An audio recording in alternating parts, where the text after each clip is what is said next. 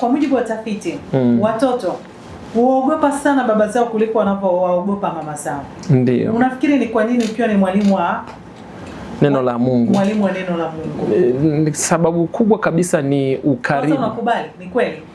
Mimi nakubali ni kweli. Na hii inasababishwa na ukaribu wa baba na watoto. Ukaribu wa baba na wale watoto unakuwa mdogo kwa sababu wazazi wengi hasa wa baba wengi wanarudi nyumbani kwa kuchelewa sana. Wanatoka kazini wakiwa wamechelewa, na watoto wamekuwa wanapata malezi asilimia kubwa na wafanyakazi wa nyumbani kama dada wa kazi na wakaka wa kazi, lakini na asilimia nyingine kubwa watoto wengi wanalelewa na mama peke yake zaidi. Lakini kunahitajika elimu kwa ajili ya wanawake zaidi, kwa sababu kuna namna mama anaweza kutengeneza moyo wa mtoto ukamwelekea baba. Katika Malaki sura ya 4 mstari wa 6 inasema Mungu pia ana uwezo wa kugeuza mioyo ya watoto wetu iwaelekee baba. Moyo wa mtoto usipomwelekea baba atamuogopa tu. Lakini kuna kitu kinaitwa malezi na makuzi ya mtoto. Malezi ya mtoto, mama na baba wote wanatakiwa wawe walezi wa kumlea yule mtoto, na kuna namna ya kuzungumza naye kwa upendo. Na kwa mfano, lazima nyumbani watu wajue kwamba baba akishakuwa nyumbani ni kichwa cha nyumba, kichwa cha familia. Asipokuwa, maana ya kichwa maana yake ni kinaongoza, ni kiongozi, anaongoza ile familia. Na anaiongoza kwa nini? Kwa neno la Mungu. Lazima iongoze familia kwa neno la Mungu. Katika Zaburi ya 119 mstari wa 133, hii inazungumza vizuri pale kwamba uzielekeze hatua zangu kwa neno lako, uovu usije ukanimiliki. Sasa inategemea huyu mtoto anaelekezwaje. Kama tunatumia lugha za ukali, mtoto lazima atamuogopa baba. Lakini kama anapandikiziwa maneno hasi yule mtoto, ni lazima atamchukia baba yake na atamuogopa. Inategemea mama anamrithisha mtoto nini. Unajua mama ni mwalimu wa kwanza wa mtoto, sio wa shule, na hichi ni kitu ambacho watu hawaelewi. Mtoto anafundishwa kuzungumza na mama, sababu mama ndo anamfundisha. Mtoto akianza kuzungumza, mama ndo anaanza kujua, sio baba.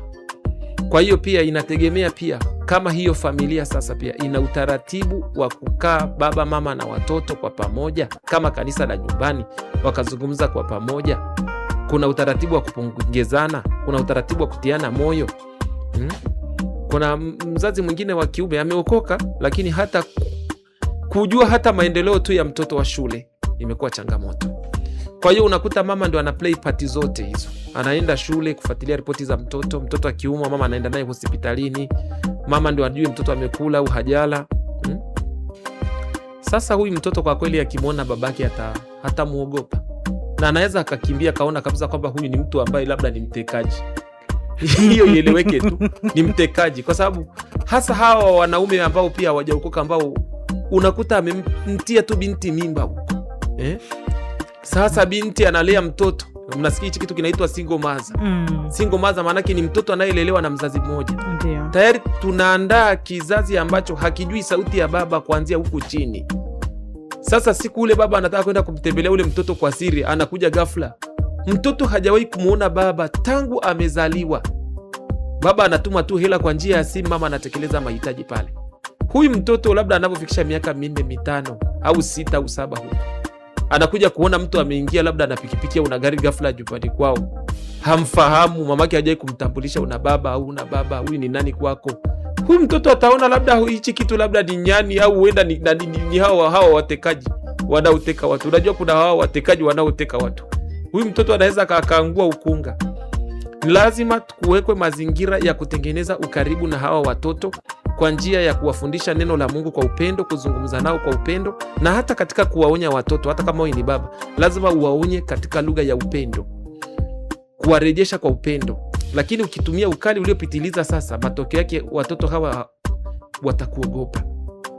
Lakini pa kukaripia unatakiwa ukaripie, pa kuonya unatakiwa uonye, pa kufundisha unatakiwa ufundishe. Lakini yote hayo yafanyike katika misingi mikubwa ya upendo. Yakishafanyika hivyo, hiyo hali ya kuogopa mtoto, kuogopa baba yake, litaondoka.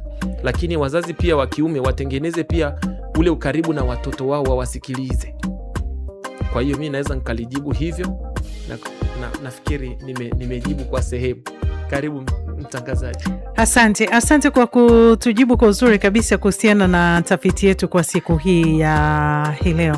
Na unafikiri ni kwa nini baadhi ya kina baba wengi huwa wanakwepa majukumu yao, na wanafika mbali mpaka wanasahau watoto wao? Wakiwa wakubwa ndo wanaanza kutafuta hivi, kumbe mimi na mtoto wangu na mtoto wangu anaitwa Malisa. Ni misingi ya upatikanaji wa huyu mtoto. Yaani mimi ndicho nachowapiga kelele hata katika mafundisho. Misingi, yani katika Zaburi ya 11 ule mstari wa 3 na 4 inasema misingi ikiharibika mwenye haki atafanya nini? Nchi za wenzetu zilizoendelea, mtu hawezi kubeba mimba kabla hawajakaa wakaika mipango namna mtoto atakavyolelewa, mtoto ataishije, mtoto ataendaje shule. Yani wanaandaa kila kitu ndio wanatafuta mtoto. Lakini kwetu huku sasa, kwa vile tumezoea injili zaini mkaongezeke mkaijaze nchi, ni kweli iko katika neno la Mungu la mwanzo, lakini Mungu hapendi pia kuwe na wajinga. Amesema mshike sana elimu, usimwache aende zake. Sasa kama wewe sasa hivi unazaa mtoto ghafla,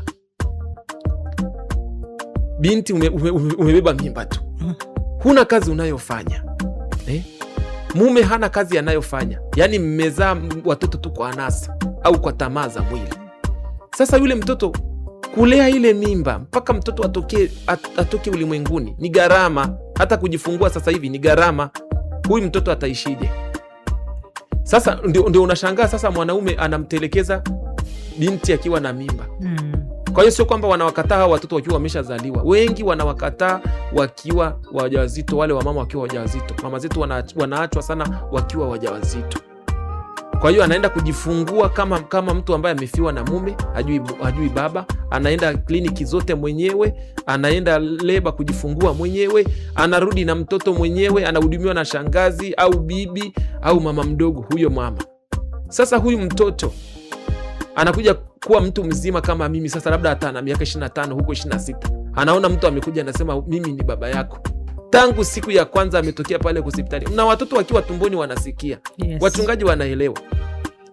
Mnayeona Bikira Maria alivyomtembelea Elizabeth. Ndio. Yule mtoto aliye kwenye tumbo la ule mama Elizabeth alivyosikia sauti ya Bikira Mariam anazungumza, mtoto wake aliruka kwenye tumbo. Kwa nini? Maana yake hapo Biblia inatuonyesha watoto wana uwezo wa kusikia wakiwa tumboni. Sasa tangu akiwa tumboni anaundwa na Mungu, hajawahi kusikia sauti ya kiume. Sasa amezaliwa tangu akiwa na mwaka 0, yani mpaka sasa mtu miaka 25 hajawahi kumuona baba. Ni babu, ni bibi, au ni mjomba, au ni mama mdogo, au ni baba mdogo. Sasa unavyokuja kweli mwambie mimi ni baba yako. Wanaume sio tu mavazi tuliovaa suruali, wanaume ni majukumu. Watoto pia wanampenda baba kwa kuwahudumia. Baba mzuri ni yule anaweza kusimamia uzao wake. Usilete uzao duniani ukaunyanyasa, unautesa uzao wako. Na kama sivyo, muombe Mungu asikupe uzao huu wa taabu. Mungu yuko tayari, kwa sababu Mungu amesema omba lolote kwa jina langu nitalifanya. Sasa wewe unampa binti huyu mimba, unamwacha. Mwingine unaacha na wokovu kwa sababu umezaa watoto wanaofuatana kama ngazi wengi. Mama anahangaika sasa, watoto hawapishani mwaka, hawapishani hata miaka 2. Anahangaika huko na huko, wamama wengine ni hao wanazungusha machungwa. Sio kwamba tunachukia wababa, lakini laana itatumaliza, na ndio maana wanaume wengi wanakufa. Mnaona wanawake ndio wanabaki wajane. Kanisa linaangalia wajane wengi kuliko wanaume ambao ni wagane. Ni kwa sababu machozi ya ule mama anachomwa jua ile iweze kurudisha chochote chakula cha kumlisha ule mtoto. Na mambo haya yamekuwa mabaya, maana kama huyo mama hajaokoka pia anaweza kujiingiza kwenye vitendo viovu ili ajipatie huko fedha za kumlisha ule mtoto. Sasa mimi ni mtoto, nimetunzwa na hela ya haramu mpaka nimekuwa na miaka 30. Unanijia hapa unaniambia mimi ni baba yako, si nitakutimua.